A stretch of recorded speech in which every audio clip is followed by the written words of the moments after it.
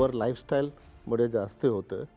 तर पहिल्या गोष्टी तर डाएट ते बदली करायचं. आमचं साधारण Indian diet is the best diet.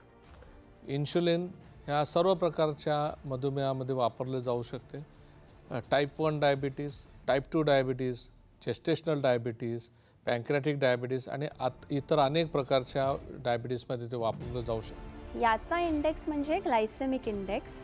ज्या पदार्थांचा ग्लायसेमिक इंडेक्स उच्च आहे त्याने मधुमेह रुग्णाच्या रक्तातली साखर खूप जास्त वाढते. इतर रिस्क फॅक्टर्स म्हणजे चरबी म्हणजेच कोलेस्ट्रॉल आटोक्यात ठेवणे, रक्तदाब नियंत्रित ठेवणे, स्मोकिंग धूम्रपान न करणे.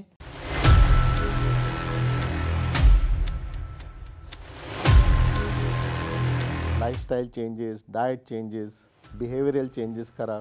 प्रत्येकाने 3 स्टेप्स फॉलो करणे फार गरजेचं आहे. डाएट, एक्झरसाइज अँड योग्य प्रकारे मेडिकेशन्स घेणे. शुगर नियंत्रणात ठेवणं अत्यंत आवश्यक आहे, ज्यामुळे मधुमेहाची कॉम्प्लिकेशन्स अनेक वर्षांनंतर होणार नाहीत.